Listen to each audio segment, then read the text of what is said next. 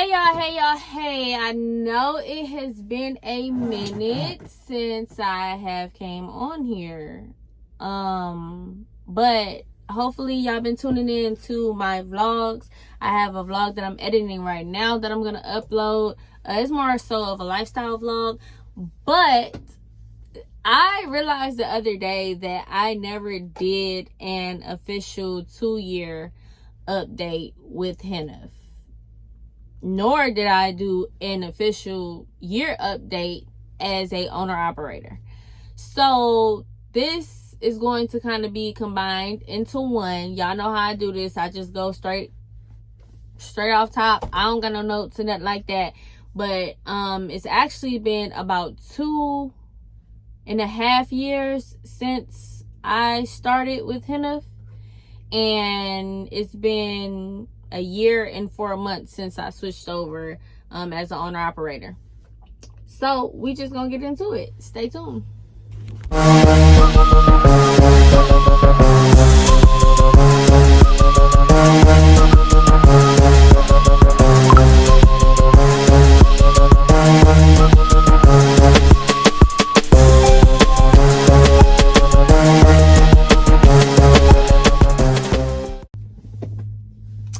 Okay, what's tea?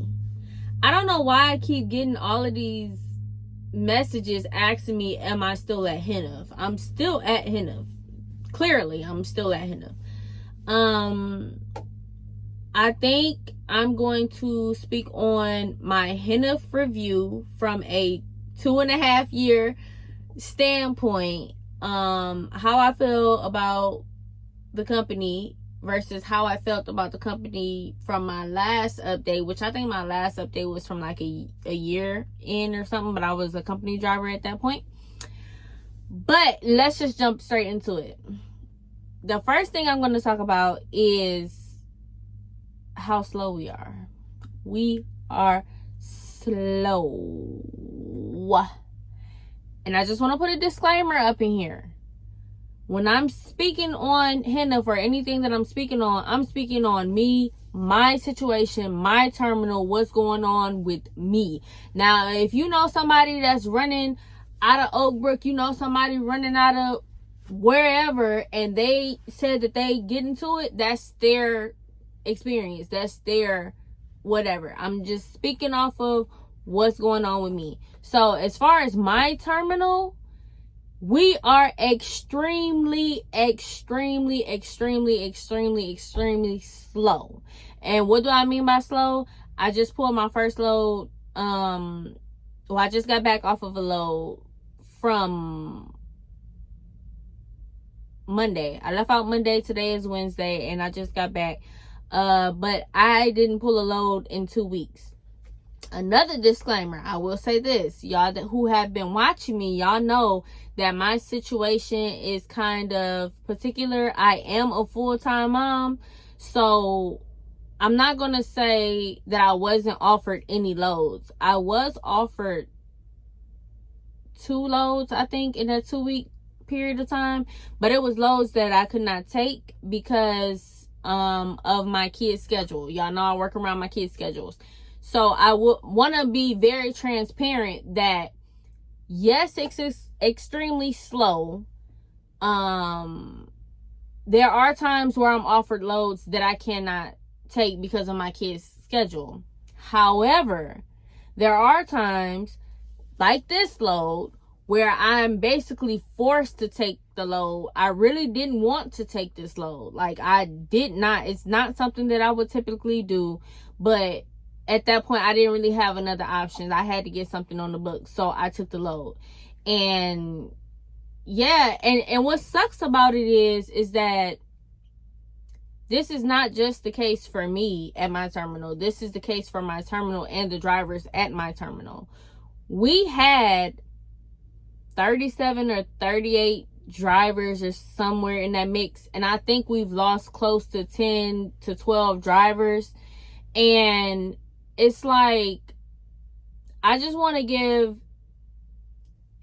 a shout out to the terminal staff, because when I say what I'm about to say, this is not directed towards the terminal staff. My terminal manager, dope as hell. He dope as hell. If pulling something out of a hat was a person, it would be Damon Hillard. Period. So this ain't towards him. But I feel like the people up in corporate, the people up top, the people in sales, the people in, I'm gonna just say sales, and I'm gonna just leave it at that. I feel like nobody's really concerned with what's going on right here in this mix. Because if we're gonna be fully honest, we have been slow since November of last year. Which in the tanker industry, you know that it gets slow fourth quarter, and it doesn't really pick back up until February. So when it was slow in November, we didn't really, our eyes wasn't open to it, because that was something that happened the year before, and it was just like, okay, that was, okay. Well, unfortunately, in February, we were told that things were going to pick up in April. Oh, it's going to pick up in April. It's going to pick up in April. Well, April came and went by. May came and went by. June came and went by. And things just literally went from bad to worse to, oh, this is what is going on. And it was said, now I'm not going to say that this is a fact, but it was said that we lost a major account based off of driver performance. This major account was a huge account for us, and it definitely hit our terminal hard when we lost that account. But on the back end of it, I personally know people that work for this account, and I spoke to them and asked them what happened, and they told me straight up, we never stated anything about driver performance. This wasn't on us. This was on corporate. So apparently this particular account, corporate made the decision based off of the rates, because Heniff was refusing to drop rates. And I've seen it happen. Like, our competitors are pulling stuff way lower than us. So basically they just went with the lower rate. Like, but don't try to put it on the drivers and try to say, oh, it's because of driver performance, At the end of the day, it was a money thing. And in all honesty, I felt like the people who were making those decisions should have consulted with the drivers and said, hey, would y'all be willing to pull this for this amount, before straight up telling the customer, no, we're not dropping rates. Because it went from us being willing to pull stuff for lower rates just so we can have loads to having no loads at all. Like tumbleweed. Like, when I talk about our terminal used to be booming. Like, people used to be here. You used to see your coworkers. You used to see people. I remember it was an issue where they didn't want nobody parking in front of the terminal, because it would be so many people on the yard at one time that the staff didn't have nowhere to park. Now this thing is empty. Completely empty. And it just shows you, like, I'm looking at all of these chassis completely empty. Not a tank. Two tanks on 1, 2, 3, 4, 5, 6, 7, 8, 9, 10, 11, 12, 13, 14, 15, 16, 17, 18, 19. There's 19 chassis right here, and there's 2 tanks loaded on them. And that's only what's in my eyesight right here. We have a full yard of chassis that are empty. So that's something that has changed. I went from working a lot locally and only doing like out and backs. If I did go out, I only stayed out one night, to now I'm having to take loads and stay out 2 and 3 nights at a time just to get one load. That's something that has majorly changed. We don't really have a lot of local runs. We don't even have a lot of port work. That's something that has changed. Okay. Secondly, I want to talk about, since I just spoke on chassis, we don't have no mechanic. And I'm telling you right now, there is not one chassis that's on this yard that's 100%. I'm just be real.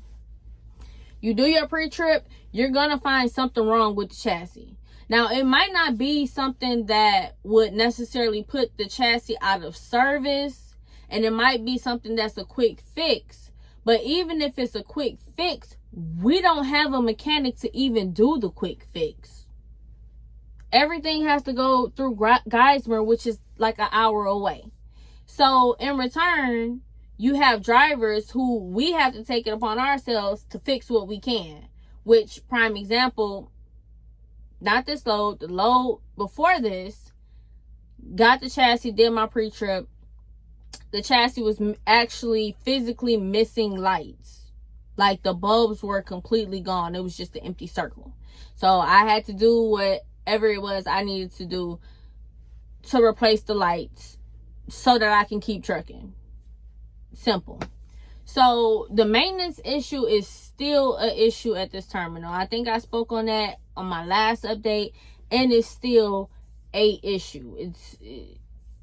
It just really, I don't know, it just don't make sense to me, but hopefully they get it together. I don't know. Shout out to Matt though. Matt always look out. Anytime I need something, I could always call Matt. Matt come through. So shout out to Matt.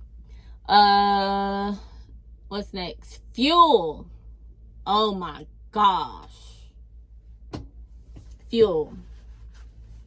So, I am an owner operator. I use Heniff's fuel card.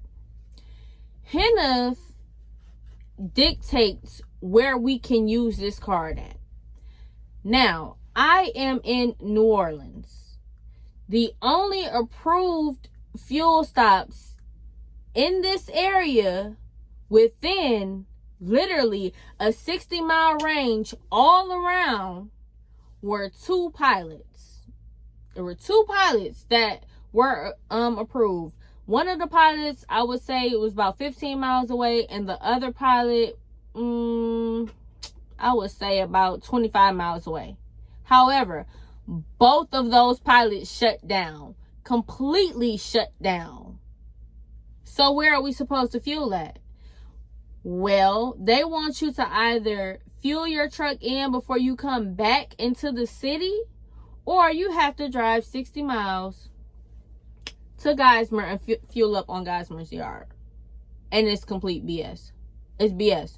Because why am I going to waste fuel to get fuel? And then you're saying, okay, well, you need to fuel up when you come in. That doesn't make sense, because what if I don't go out the whole week? What if I'm only in the city the whole week? Where am I supposed to get fuel? Well, their resolution, pay out of pocket. Be prepared to pay cash out of pocket for your fuel. That was their resolution. So I feel like they need to figure that out, or they need to make some adjustments. On top of that, now they just turned around and said that we can't use pilots at all, which literally just put me in a situation 2 days ago, because I wasn't aware that we couldn't use pilots. I was on the road, fuel light came on, and I stopped to get fuel. My car wouldn't work. Called the terminal manager. He's like, oh yeah, we can't use pilots anymore. So I had to pay out of pocket for fuel to get me to Love so that I could use the fuel card. So the fuel card situation is very, very much so aggravating. It's aggravating. I ain't gonna lie. It's aggravating. Okay. So, also touching on fuel surcharge on loads. We get 100% fuel surcharge. Now, in the past, I felt like the fuel surcharge was about 39-40%, maybe 38% of the line haul. Meaning, if the line haul was $1,000, you would get $380 for fuel. Not on every single load, but for the most part, that's what it was. Now, it's not that big of a deal if I'm just running from here to Geismar, or if I'm just running, you know, locally. It's not that big of a deal. But when you going out, I don't know what they done did to this fuel surcharge, but the fuel surcharge has dropped.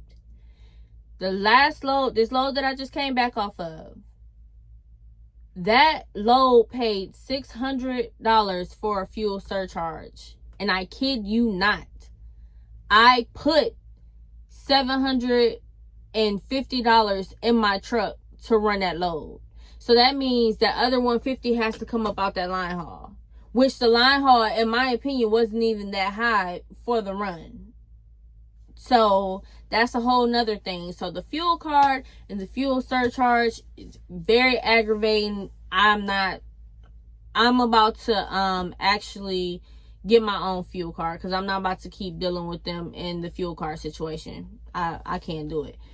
Okay, so another thing that they have done is this Heniff app. I don't know who created this Heniff app. I don't know who. I feel like the concept probably was a good concept, but from a driver standpoint, it sucks. Point blank period. It sucks. Sometimes you have to do DRs on the app. They want you to have a customer sign on the app and all of this stuff. But sometimes the way those loads are set up, it doesn't even make sense. If I am dropping a empty tank, why are you asking me for the authority to offload? Why are you asking me for, it's like a long list of stuff that it asks you for that does not apply to what you're doing, but it won't let you proceed without giving an answer. Or it repetitively asks you for an offloader signature, when I feel like they should just have to sign one time, instead of you got to sign 2 times on this screen, and then once you done offload, now you got to go sign again. No, they should just have to sign one time and let it be. I don't like the fact that they have line haul revenue on your dispatch loads, but the line haul ain't never on it. So what's the purpose of that? What's the purpose of having line haul revenue posted on the load and it's gonna be 0-0? No real point in that. Like, but anyways, so I'm not like a huge fan of the Heniff app. We've been using it for a few months now, so hopefully they are still working on it and they still tweaking it and they still doing whatever. So what did I talk about? I talked about the loads. I talked about maintenance, fuel, the Heniff app, and lastly, I guess all I can say is I just feel like the people in corporate don't care.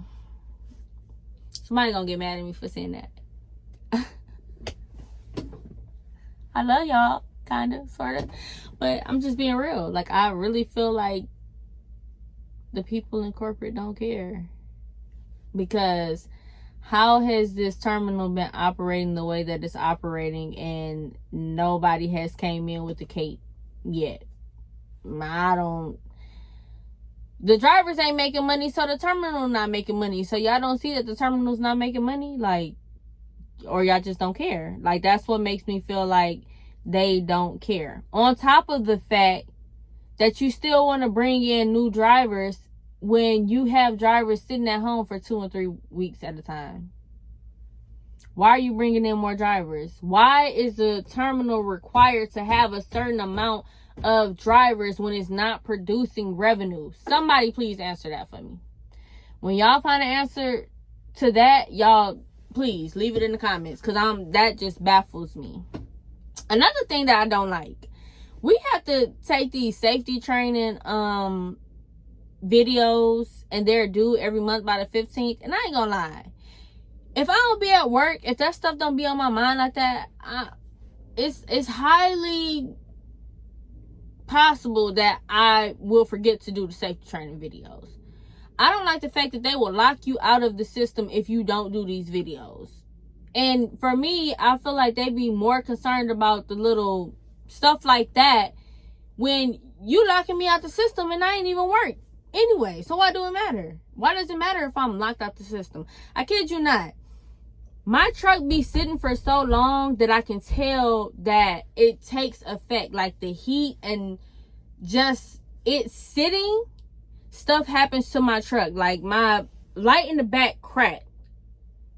Why did it crack? Because it's plastic, and the plastic expands and it cracks when it's just sitting in the heat for too long. So by me not getting in my truck daily, running the air and doing all that, it's just sitting and it's just hot. Apparently it cracked. I don't know. But I said all of that to say I ain't going nowhere. I'm not going nowhere. Look, I'm not going nowhere, y'all. I said all of that, and those are the things that I disagree with, that I don't like. But I'm praying and I'm hoping that things pick up. The people that I interact with, my terminal manager, my dispatcher, my Pinhead, I don't even know what your title is. I don't know what his title is. Him, Austin, the people I interact with, they make it okay.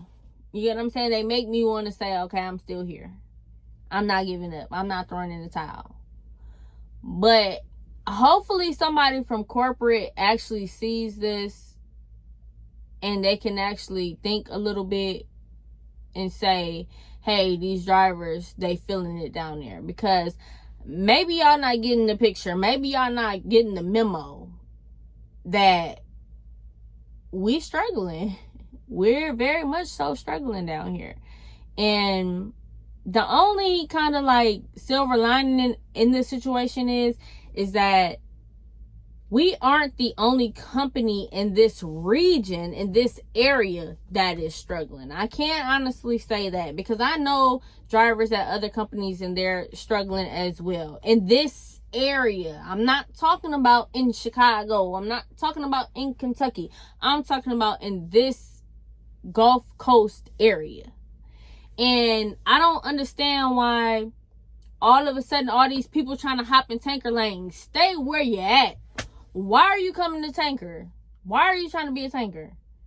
It ain't no better over here than it was at dry van. If not, it's getting worse, because everybody coming from dry van, they coming from reefer, trying to be a tanker, and it's slow. You're going to be in the same seat. So it's best to stay put. That's why I'm staying put. It don't make sense to jump from company to company and you're going to be in the same position. I know of a guy that freaking quit and he came right back. Well, actually, two of them. Two of them quit and they came right back, because you're in the same position. Like, so it doesn't really matter. But anyway, overall, those are my complaints. I'm